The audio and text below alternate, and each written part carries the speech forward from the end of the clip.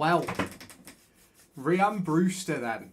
It's a move I wasn't expecting. It's an interesting one, it is.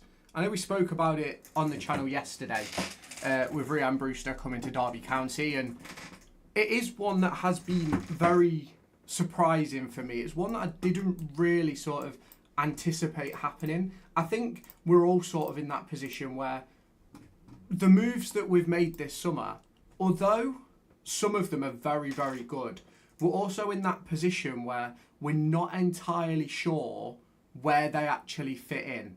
Now, the good thing about this move for Brewster is it offers a great opportunity on the right-hand side. It offers a great opportunity in number 10. It gives us, a fourth senior striker, which for me is incredible. It's exactly what Derby County need, because we've gone through, the last 3 or 4 seasons where we've not had that sort of extra depth in those wide positions. We've not had the extra depth up top in that number 10 role. That's especially a role where we've been lacking numbers.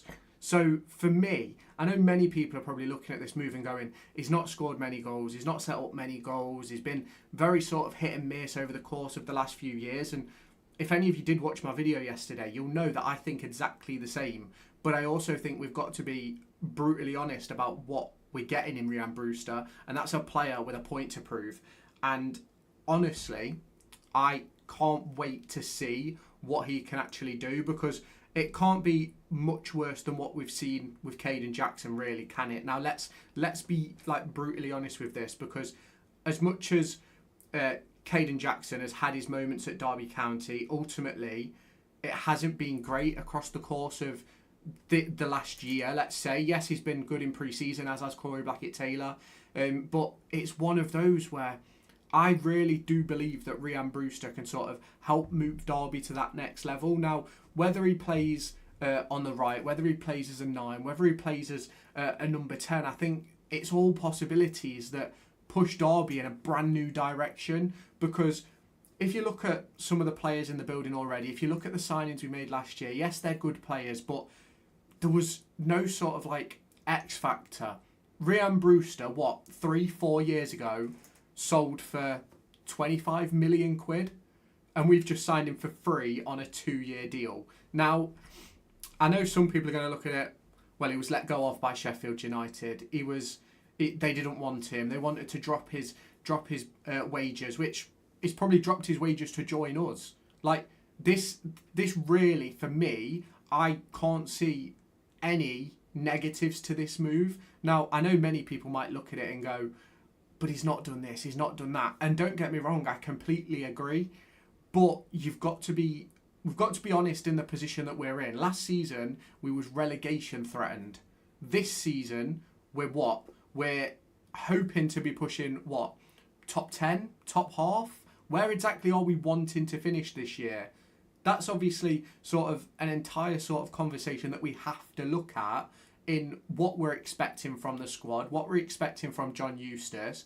And I think if you look at the moves we're already making in regards to Patrick Agyemang, in regards to Carlton Morris, you look at obviously Danny Bart, you look at Andy Vyman, brilliant moves. Hello, Beza. Are you okay, mate? Let me know down in the comments. It's one of... It really is. For me, this is Derby County moving in the right direction, and it's making moves that I think Derby County need to make going forwards. And it is an interesting one, because we've done these deals before. Ravel Morrison, Kazim Richards, 2 just to name off the top of my head, who came in with realistically really low expectations and absolutely I'm not going to say flew out the blocks, but they had some incredible moments at Derby County. Kazim Richards especially was a very, very talented player who, in complete honesty, I don't necessarily always got the praise he deserved. You look at someone along the lines of Ravel Morrison, who I think at Derby County was absolutely outrageous. I think he was unbelievable when he played. You look at obviously players of that ilk and that sort of stature, and genuinely I think Rhian Brewster could sort of fit into that category again, because we need to fill those numbers and fill that void. And make sure that we've got quality championship players that can have an impact. Now, if you look at the bench from Derby County last season, you look at Tom Barkhazen, you look at James Collins, you look at who else was on the bench last season? Sonny Bradley at points. Like, you look at some of those bench options and you go, realistically, we are improving tenfold based on that, because by the signings we're making, like, you look at the forward options now, we've got, 5 players that can play as a striker, which for me is absolutely outrageous, because we've not had 5 solid striking options for ages. Matt has just put in the comments, hi Lewis, I think top 10 finish, then in a couple of seasons later fight for the playoffs. Now, it is an interesting one, sort of where we're going to be for me in terms of this season, because I do believe that with the moves we're making, we can... With the moves we're making, we can definitely challenge for that sort of top half, in my opinion. And I do believe that, I think we're probably 2 or 3, maybe 4 signings away from being a potential playoff team. I know that's sort of miles away from sort of what we're expecting this season. I think playoffs would be an exceptional season. But I think we're probably a real creative midfielder and a proper, like, top championship winger away from being that sort of top championship side that can challenge. Beza, what's your opinion on Ibu playing more attacking than Kenzo? Do you think it's a waste? Now, in regards to Kenzo, I do have a bit of an opinion on this. Now, if you watched how Blackburn played last year, obviously Lewis Travis, someone we've mentioned a lot, sort of played that Kenzo Holdmine role where he'd drop in to sort of like the holding midfield role alongside whoever and would pick up the ball off the back four, make things happen. Now, don't get me wrong, I think if you look at Kenzo's history, he never came to Derby as a number 10. He was always that sort of deeper lying playmaker and that sort of player who could move the ball forward, progress it, and that's what I think that we're going to get from Kenzo this season. It's picking up the ball, it's making things happen. Now, don't get me wrong, I think Ibu Adams is wasted as that number 10. I don't think there's any point in him playing as a number 10. I don't think it works. I don't think it's the right move, because I just don't think he has the technical ability to do that. Now, in regards to Kenzo, I think him sitting a little bit deeper is actually a benefit. I think it's actually a positive for Kenzo, because he can get on the ball more, he can make things happen. Don't get me wrong, I think once Ozo's fit and available, I think it will be Ibu, Ozo and Kenzo. How that 3 will rotate and how that 3 will look, I'm not entirely sure, but I definitely think it's one to sort of keep an eye on. I think even more so now with the introduction of Rhian Brewster, because obviously you look at where Weimann played and Brewster has played over the course of the last year or so, it's in behind that striker. And I believe that that's probably where they're going to play this season, which sort of makes it realistically a two-horse race out of 6 midfielders for those pivot roles, which will be Ibu, Ozo, Tomo, Osborne. You look at Kenzo as well, who could potentially fill in those roles. Now, next one, let's hope he's more CKR than Ben Osborne. Completely agree, David. Completely agree. Obviously, Kazim Richards had a massive impact at Derby County. Ben Osborne, not so much. However, I hope that Osborne can sort of like find his feet, find his form, because he's a player who does have ability. And he works hard, he's got a lot of effort, he's got a lot of ability, and hopefully across the course of this season he can stay fit and have an impact. William, hi Lewis, definitely need another winger. If we're going to get that winger, we may get top 6 or 7. Completely agree. I personally do believe that we're a winger and probably a creative midfielder away from being a really, really good championship side. Now, I do believe that what we've seen so far from pre-season is a very, very good Derby team. But obviously, we're still missing Langas. We're still missing Wilson. Who else is out injured? Like, you've essentially got half the squad that's been out injured during pre-season. Carlton Morris is going to be an excellent addition.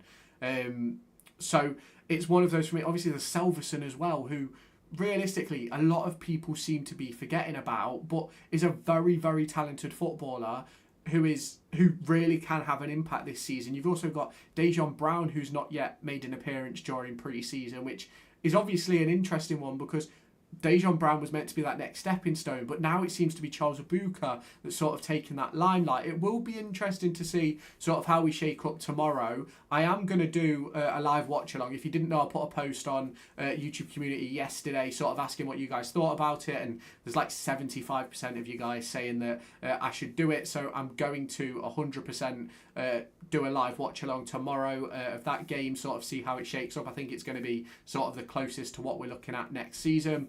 David Brown talking about Ibu Adams likes on Ibu, he likes it. His passing isn't good enough, and he gets pulled into the back row. He will bring a new dimension up top. I completely agree.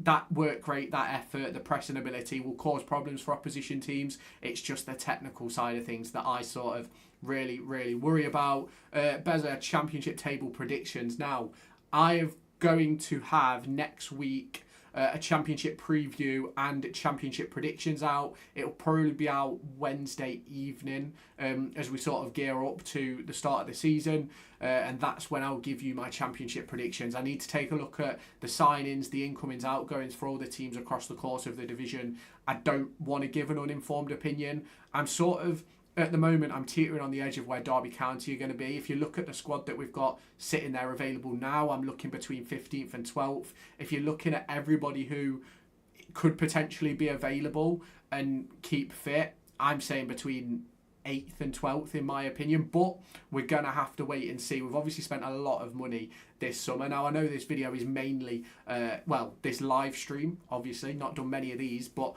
it seems to be going well. Will you be going live for the pre-season tomorrow? Absolutely. I'm going to be doing a full live watch along of the game, probably going to go live between 2:30 and 3 o'clock. I will be live before kickoff, don't worry about that. And it's going to be an interesting game, because I think tomorrow is sort of purely going to be like what we're expecting to sort of start with at Stoke. Whether Brewster plays, whether Ozo plays, I think is going to be very interesting. Obviously Clark's fitness, Beck's fitness, Elder, is Roof going to be involved? In my opinion, if you look at the signing of Rhian Brewster now, I don't really think we should sign Kmar Roof anymore. A couple of weeks ago, I'd have had a completely different opinion, and I would have said bring him in. But at the moment, it's one of those where I don't think we need Kmar Roof anymore. Now, those of you that are in the live stream right now, hit the like button, hit the subscribe button. It's really helpful for the channel, helps push it to new levels and new audiences as well. Matt's put in the comments, well, we all know Sheffield Wednesday 24th, feel sorry for them. We have been there. You're absolutely right. I do feel sorry for them. I think if we look at sort of how they treated us and things like that, it's one of those where, as much as I have sort of like, I feel for them, I'm definitely upset for them. I just think they're sort of in a position where, because of how the fan base has treated other clubs, not many people are giving them sort of the grace. Obviously, if it was to happen to us again, I really hope that we'd get the grace, and I'm obviously sort of devastated for them, and obviously they're looking to be losing another set of players over the course of the next few weeks as well, which is going to be sort of it's going to be disappointing for them, realistically, and they probably are going to go down rock bottom. They're probably going to get a couple of points deductions as well. If you look at Derby County's situation in regards to missed wages, we ended up with -3 for the missed wages of December 2020, and they're on course to miss 3 in a row, which obviously isn't great. Obviously very disappointing, but hopefully they can sort of figure it out. And even if they do go down again, I think they'll hopefully be in a position to rebuild with a new owner, with a new cohort, and we'll just have to wait and see from there. Beza predicts if we finish 13th to 7th. Wouldn't be opposed to that. I think that would be really good. I think with the signings we've made as well, we're in a really good position. If anybody knows of any adult tickets for Stoke going spare, make sure you let Dave know in the comments. David Bowen's chucked in, we're as good as Carve and Borough all day long, if not better. Plus look where Johnny had Rovers placed. Start smiling. We're becoming doommongers. I'm not trying to be a doommonger, but obviously if you look at how we've been across the course of last season, yes, we were brilliant under John Eustace. We've made some really good moves. It's just that sort of injury history that is sort of it's the injuries that we've got going at the minute that's sort of worrying me a little bit, if I'm completely honest. Hopefully, though, we can sort of find that sort of rhythm in the season where we've got enough players to be able to rotate. Obviously, a 25-man squad. Obviously, you've got youngsters that can step into that. I think it's 21 and under aren't registered, so we'll have to see sort of how that shakes up. William, your opinion on Dage, on how Dage will do coming back from injury. Now, I believe he played versus Scunthorpe on Tuesday. You can correct me, it might not have been Scunthorpe, but I'm pretty sure he played in a game on Tuesday with a mix of academy and first team players. Vickers played in it. I think with Dage and even like Charles Abuka, some of those younger players coming through, I think they could really benefit from a loan spell. And as much as I want sort of our academy talent and players like Dejan Brown to come and be a success in the first team, score 20 goals in the championship, I think we've got to be realistic. And I think with the signings we've made, Morris, Ajimang, obviously Selverson back in January, now Rhian Brewster, I think we're bringing in a lot of quality players in that sort of striker area where they can sort of really have an impact for Derby County. Now, I really hope Dage stays at Derby and plays 20-30 games this season, but I think it's pivotal that he plays 20 to 30 games this season just for his development, and I think that has to be at first team senior level. And I'm not talking like 20-30 games where he comes on for 10 minutes. I'm talking like 20 starts, 10-ish substitute appearances, stuff like that, but we're going to have to wait and see on that one. Dave Brown, in regards to the ticket allocation, stingy allocation and a half full ground, the club to a waiting list or home end, spent 2 years in the home end in Div 3. Well, that's sort of how it works in League One, isn't it? Because of how small the grounds were, we went and got a lot of people went and got those opportunities to pick up home tickets. I think Cambridge was a massive one, where we went in, where a lot of people went in the home end. Why the hell do we need so many strikers? Now, the funny thing is, if we'd have signed 4 strikers last season, I don't think a single person in the world questions bringing in so many strikers, if I'm completely honest. But because we've brought in Morris, because we've paid 6 odd million for Ajimang, people are looking at the striker department now and going, we're stacked. We've got so many players. How are you going to keep them all fit? And for me, I think, well, that's a positive. Like, I think it was Neil Warnock said it time and time again. You can never have too many strikers because everybody goes through a bad run of form. Everyone gets injured at some point. You can't have too many. Now, I personally believe that Rhian Brewster will play off the right or in behind a striker. I don't think he'll be that number 9. Where he could come off the bench and play as a number 9. He could make up that option in an injury situation. But I personally believe that as of right now, I think Brewster will play off the right or play as that number 10. William Owen, starting 11 predictions for next season. Now, I'm sort of on the edge with this one. Obviously, we're going to have to go with Zetterstrom in goal. I think that's sort of a no-brainer. Right back, once fit, I'm going Kane Wilson. But to start at Stoke, I think it should be Jake Rooney. I think the 2 centre-backs is going to be Langas and Clark. I think it will end up being Owen Beck at left back. Obviously, injury situation. I think Fozzie may start versus Stoke. I think the midfield 3 is going to end up being Ozo, Ibu, and then either Brewster or Vyman as the 10. Obviously, left, Blackett Taylor, right, Caden Jackson at the moment, and then as the number 9, I think it'll be Carlton Morris. And I think Ajimang towards the end of the season may take over from that, but we're going to have to sort of wait and see how that progresses over the course of the next few months, essentially, because he's got to return from injury first, which I don't think will actually happen until the end of the first international break, which is around the first week of September.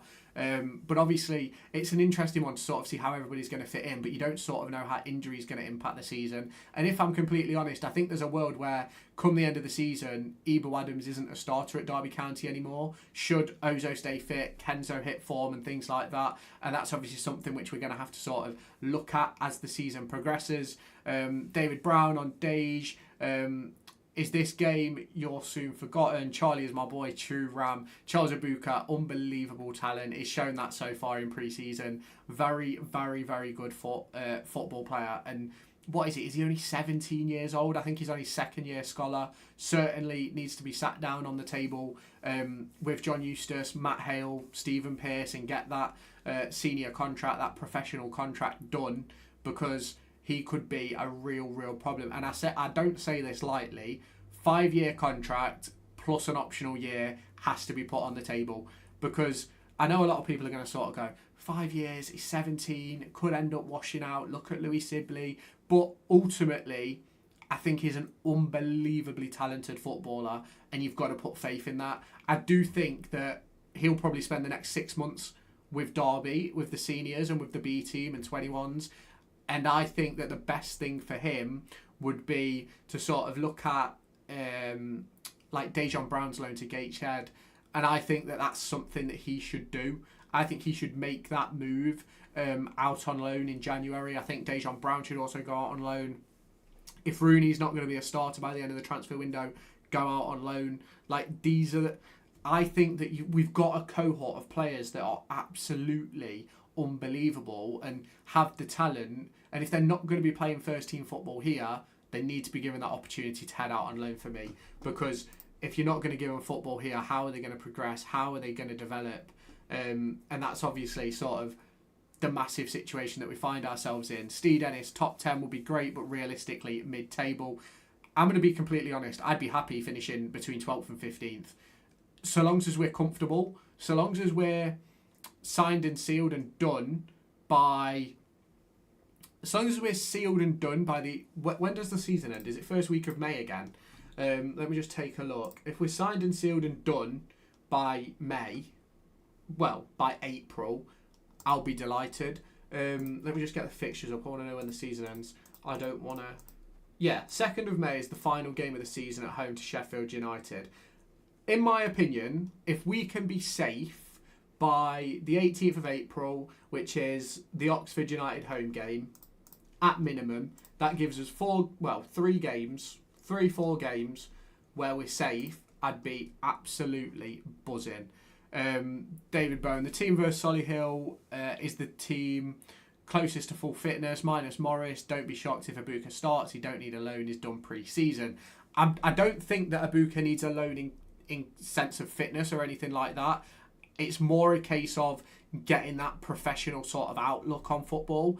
And I know you're probably going to say, well, he's done a professional pre-season. Completely agree. Yes, he has. But it's completely different going and earning your place at a team than getting that opportunity because of injuries and fitness. And I think that Dejan Brown learnt a lot by that loan spell to the National League. And I think if Abuka could get that sort of experience as well, I think it's going to put him in an unbelievable position to progress in the future. I think one of the biggest things that Derby County haven't done in the past, you look at a Louis Sibley, you look at a Max Bird, a Jason Knight, they just got thrown straight into the first team at 17, 18. I think Max Bird made his debut not long after he turned 16. And don't get me wrong, it's great to see those players come in. It's great to see those players progress in the first team and go on to great things. Jason Knight, Bristol City, Max Bird, Bristol City. Like, they've done very well. Playoffs last season.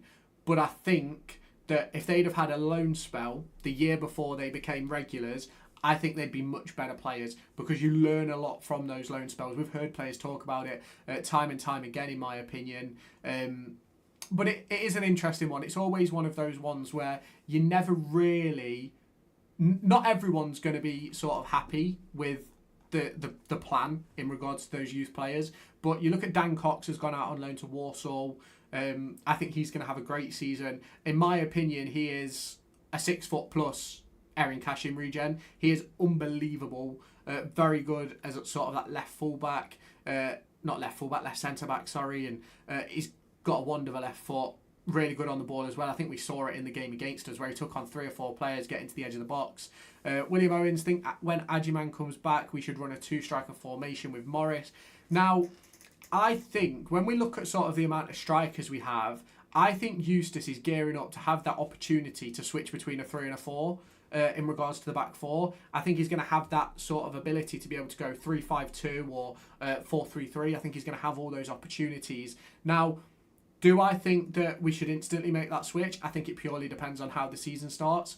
And obviously, we'll see that in over a week's time when we play Stoke. I think it is definitely one of those where we've always, I think as Derby fans, we've always sort of looked at potentially having two strikers up top. And I remember when we had Chris Martin and players like that, and we were like, I think we had Chris Martin and Darren Bent at the same time, and we never really played them together, but when we did, it didn't work. So it's one of those for me that will be sort of a very, very interesting one to see how John Eustace sort of develops it over the course of the next year, because obviously that's going to be sort of a massive sort of decision that he makes in regards to those players that he's brought in. David Brown, we just continue to give other teams players first team experience and not our own. Makes no sense. Not a fan of any Prem player alone. Grow your own. I do completely agree. If you go back to around January, February time when we brought in Harrison Armstrong, I was a massive advocate for chucking in a Cruz Allen, Harry Hawkins, those sort of players, and giving them an opportunity. But ultimately, there's a reason those players are at Prem teams. There's a reason those players have been given those senior opportunities with them teams, and there's the reason why we then go after them. I'm not saying that the likes of Cruz Allen, the likes of Harry Hawkins, etc., might not make it to our level, but I'm just saying that there's a reason those players are there, and for our players to reach our level, they've got to go out and get those experiences as well, in my opinion. But it is a 50-50 one. I think I do completely understand where people are coming from in regards to sort of keeping players and keeping our own seniors. I do completely understand it, keeping our youth, but it's a difficult one to really sort of make that call and make that decision, because do you want Charles Ibuka to sit on the bench for 46 games, or do you want him to go out and play 46 games? Do you want him bench or playing? In my opinion, I'd rather him be playing, but obviously each their own in that regard. I think the academy staff wise, they're probably going to want him to be going out and getting game time as well, if I'm completely honest. But obviously that's something which we're going to have to sort of wait and see how it's addressed, because I do think he deserves first team opportunities, but it's going to be interesting to see how that falls here with obviously the amount of strikers we've got now and those fitness levels coming back. Beza, I think Ibu has a true passion for the club and will be the next Fozzie, 10 plus years here, etc. I don't know if he'll get 10 years. What is he, 29, 30? Signed 2 seasons ago. So what would that make him? 30? He could actually. It would make him 36, 37 when he hits that 10-year mark. So we're going to have to wait and see. Obviously, there's interest in him from championship clubs at the moment. Obviously, no bid, I believe, has been made as of yet. But obviously, we're sort of waiting to see on that one. What's the next one? William Owens. When do we think Fozzie will start to lose his legs? I know he's a Derby legend, but I think it's inevitable. Now, we've been talking. I've spoke on this channel time and time again about Fozzie. I've been thinking he's going to lose his legs every season for about the past 4 years, especially when you look at his injury history. But I don't think you can call it. Like, look back at Conor Hourihane. Unbelievable first season in League One. Second season was probably our best midfielder until November. Fell off the face of the earth. And I'm going to be completely honest. I think this is his final contract. I think at the end of this 2 years, where this first year is going to be a part of the playing squad, next year he's going to be a coach. Like 100% he's going to be a coach next year. He's going to be a player coach. That's what he's going to do. He'll probably be a part of the B team. That's what I think is going to happen anyway. But I think that this is his last contract. I think at the end of this current deal, I think he's going to move on to his next sort of... we're going to make our step to the sort of next level, and that's where I think Fozzie will sort of take that step back. It's hard to lose your legs as they're attached to your torso. Really good one, David. Really good one. But it is interesting to sort of see like the position Fozzie finds himself in, because I think if you'd have told him when he went through those double ACL injuries and things like that, I think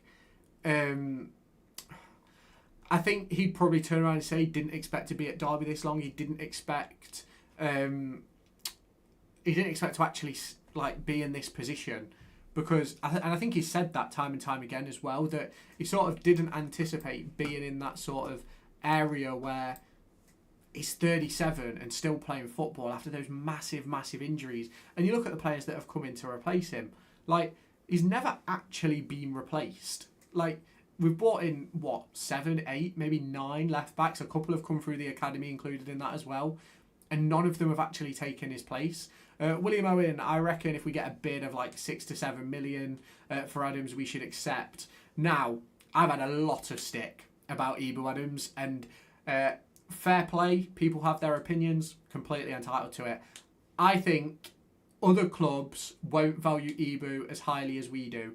I think to us, as Derby County, as a club, we probably value Ibu probably around that 6 to 7 million. But in regards of other teams, I personally don't think anyone will pay more than 3, maybe 4 million at most. It's a difficult one because we all love Ibu for his passion, his work rate, his determination and his defensive work. But I think if we're all unbiased and take off our Derby caps for a second, I think we can all agree that he has some major sort of downfalls in that sort of technical side of things. Now, don't get me wrong, since John Eustace come in, I do think he's been better in that regard.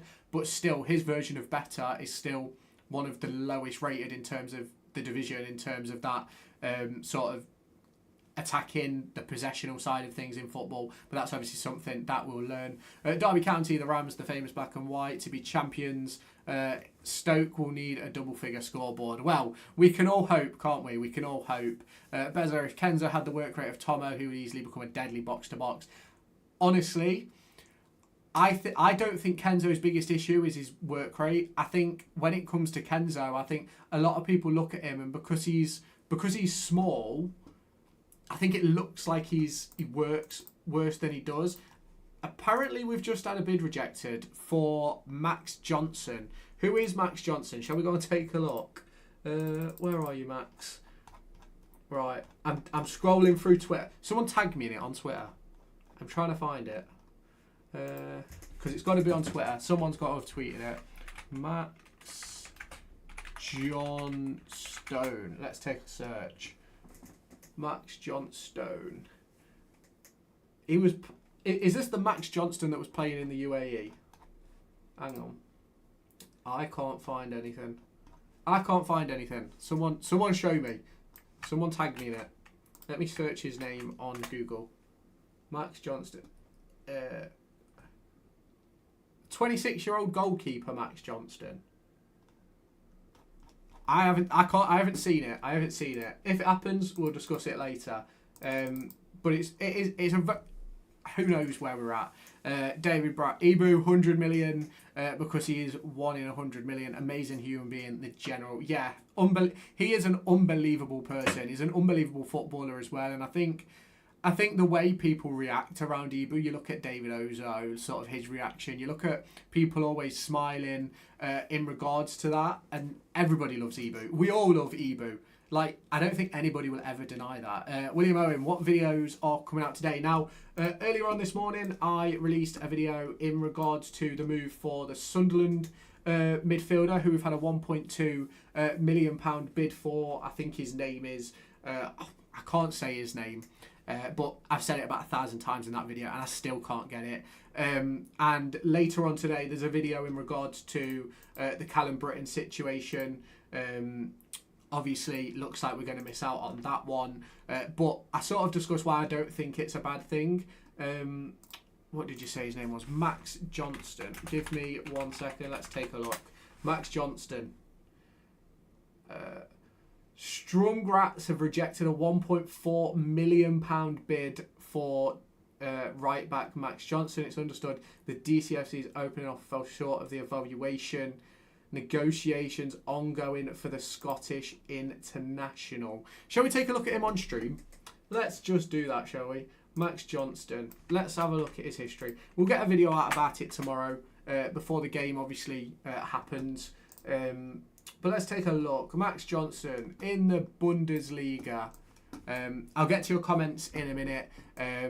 Let's take a look. So he is 21, born December 26th, 2003. 2 caps for Scotland. Transfer market says he's valued at around €3.5 million. Contract expires 2027. Let's have a look at his stats. Let's have a look at his history. All seasons. Come on, transfer market, do me some good. Let's take a look at last season. 24-25. I believe they've started their season, haven't they? Over in the Bundesliga. Let's have a look. Last season, 31 appearances across all competitions. Champions League experience, by the way, guys. We've just signed Brewster, a Champions League winner. Now we're signing a Champions League right back. 1 goal, 6 assists, 3... Is that 3,000? 2,052 minutes. Not got my glasses on. Now, let's talk about this for a second, right? A right back, 21 years old. I think, genuinely, people are going to probably dislike this. This is probably more in regards to Kane Wilson than you believe. Kane Wilson obviously has, 12 months left on his contract. I don't think... I might be wrong. I don't think he extends. I don't think he extends. And it's worrying for me because I like Kane Wilson. I think he's unbelievable. In my opinion, one of the best right backs in the league. But I genuinely don't know if he stays. And it is a bit worrying, honestly, because we all want Kane Wilson to stay. We all like Kane Wilson. But if we're going out and buying a 21-year-old right back when we've got Wilson, Niambi, Rooney, I don't necessarily... I think that's negative on Wilson, to be honest. I hope Wilson stays. I hope I'm wrong. I hope we're just improving our depth. But honestly, I do think that he may end up moving on. But I don't know. You can let me know your thoughts on that one in the comments, because it is a difficult one, genuinely, to sort of understand what sort of like the route to play is in regards to Kane Wilson, because he's one of those players for me who I think everybody likes. But honestly, who knows? Beza, sign John Joe Shelvey for free. I think we should stay far away from John Joe Shelvey. Didn't he go to Burnley last season and did he play a minute? Did he play 2 minutes or something like that? Got sent off. Paul, I can't see Kenzo staying too much longer if he doesn't get in the starting 11. I think a lot of that sort of depends on how good we are. If we're playing well, Kenzo's playing well, but is sort of in and out the team, I don't think he'll move. If he's not playing, we're not playing well, he's not playing well, I think he'll be gone. And I like Kenzo. I think Kenzo's a really, really good footballer, but he's just not quite he's not hit the heights we anticipated, let's be honest. I think a lot of it falls onto Paul Warne, and now we're going to see how John Eustace deals with it. I think he's looked a lot better in pre-season than he did last season, for the most part. But obviously, it is only pre-season, it is only Solihull Moors, and it is obviously that situation in regards to can he sort of hit those levels again in the Championship. DCFC Scorpion, couldn't Derby play Wilson on the wing? Now, Wilson on the wing. I've got many differing opinions on Wilson being a winger.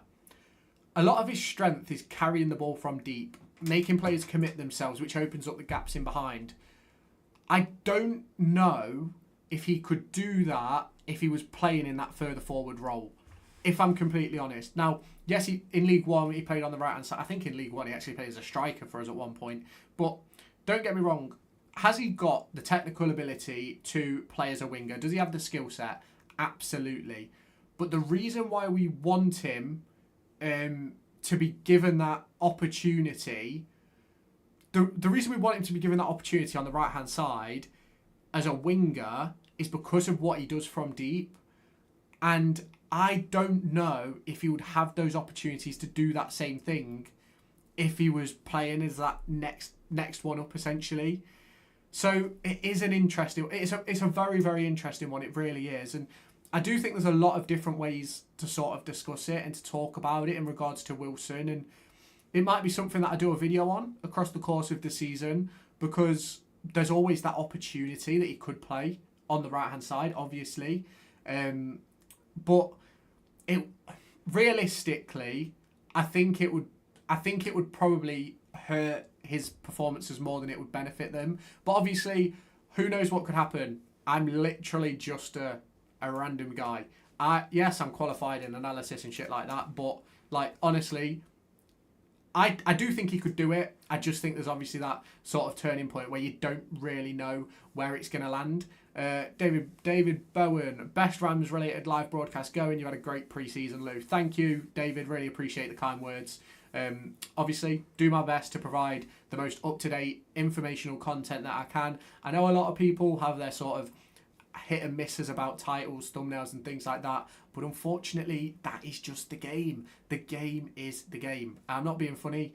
I wouldn't be in the position that I'm in right now if I didn't have the odd baity title, the odd baity thumbnail, and I know some people get annoyed at that and things like that, but at the end of the day, you lot are here because of those titles, because of those thumbnails, and because of the things I discuss, and I really appreciate every single one of you, because I would not be able to be live streaming right now. I would probably be right now at More Farm if I wasn't doing what I'm doing right now, because that was the aim when I graduated uni a year ago. Get back to Derby County, get back in the academy, doing performance analysis. Obviously, was there 22, 23 when Liam Rossini was there, and then obviously moved into Paul Warne, and then obviously was at Doncaster Rovers the season after as I finished my final year of uni. Andy Tyrrell, 4231. I don't know if I said your name wrong, so correct me in the comments if I've said it wrong.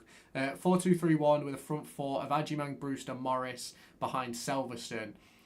Don't necessarily think that will be our three behind, because I don't necessarily think Ajimang is a wide player. I think he could play there, but obviously we'll have to wait and see on that. But obviously, with how Corey Blackett-Taylor's played across the course of pre-season, I think it'd be really difficult to sort of move him on. Do you know something, right? This has been an unbelievable live stream. We're on 44 live viewers right now, which is incredible. I think that's the most viewers I've ever had on a live stream at one time. We're 42 minutes in, and every single one of you that's contributed, thank you. I really enjoy talking about Derby. Like, it's amazing. Like, who doesn't? It's football, isn't it? So it's one of those where we are really gonna have to we're gonna have to learn. We're gonna have to learn to play this season, and whether that be with Ajimang on the left, Blackett-Taylor on the left, whether it be Jackson through the middle, whether it be Brewster through the middle. We have no idea how this season's going to pan out. And if I'm completely honest, despite the fact we've played, 6 pre-season games, I think that we still don't really know how we're going to shape up. And obviously a lot of that relates to injuries. But obviously it's difficult. It is difficult because we've all got our own ideas of how we'd shape up if we was John Eustace, but none of us truly know what they're working on. And to be completely honest with you, that was the best thing about working at Derby County. I knew that Lewis Dobbin had signed about 2 weeks before it was announced because there was a squad numbers sheet up in the analyst's office which had his name and number on it. Like, there's so many things that work in football, but obviously it's also that bad side of things that you can't really talk about anything you see or do because you then have the situation of you risk losing your job in regards to people finding out information that shouldn't be shared and things like that. The football world, it's very, very cruel. It's very, very hard, but it's, of course, it's interesting. I think literally everybody who watches football, who plays football, unless you've... I always have the opinion that unless you've worked behind the scenes at a club in regards to the academy, the first team, anything like that, I think it's really hard to have a true sort of understanding of what really goes on. Like, it was completely different to how I expected, honestly. And that's why it's so hard to sort of judge where things are going right now, because as much as what we're seeing in pre-season is a 4-2-3-1, 3-5-2 occasionally, we could turn up next week and play 4-4-2.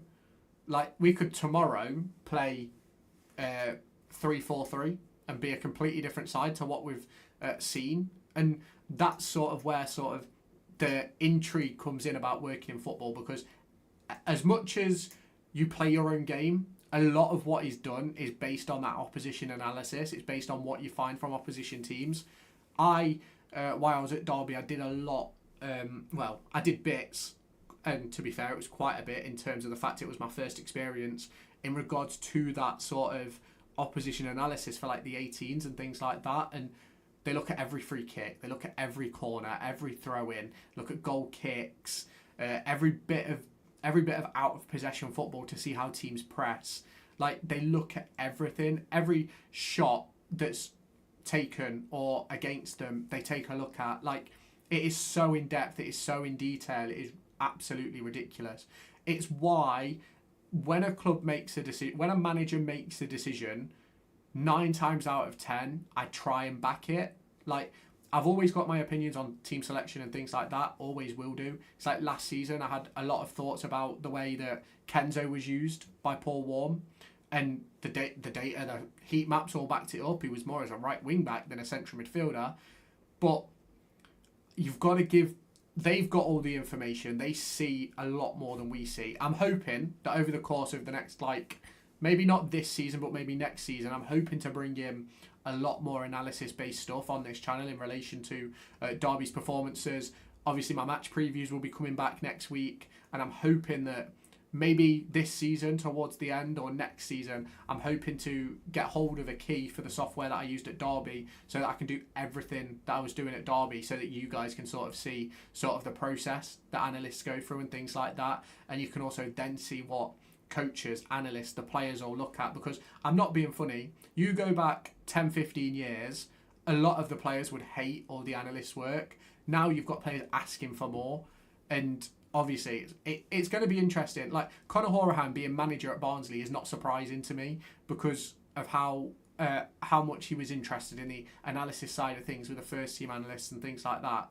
But obviously, this was a stream all about Rhian Brewster. We've spoke a bit about everything, really. And if you have any further questions, let me know down in the comments. I'm going to be live for probably another 10 to 15 minutes. We are on this channel. Obviously, later on today, got a video about Callum Britton dropping. There's going to be a video tomorrow morning about that bid for Max Johnston that you told me about in the comments, Alfie. So make sure you keep your eyes out for that one. And obviously, some of you may know, some of you may not know. I've been running a raffle for a brand new Derby County 2025-26 home shirt. That raffle is drawn tonight at 6 p.m. Make sure you keep across the YouTube community page, my Twitter, my TikTok. I'm going to make sure that once the winner has been chosen by the website, I'm going to put it out on socials, and then I'm not sure if I'll be able to get in touch with you through the website or if I'll have to find you elsewhere, but I'll make sure to get in touch and sort that out for you. Now, obviously, it's been a massive pre-season, and we're heading towards the final game tomorrow. There's 41 of you in here right now, so make sure you hit the like button. Make sure that tomorrow, if you aren't at Pride Park Stadium, we are going to be going live around, let's say, 2:45.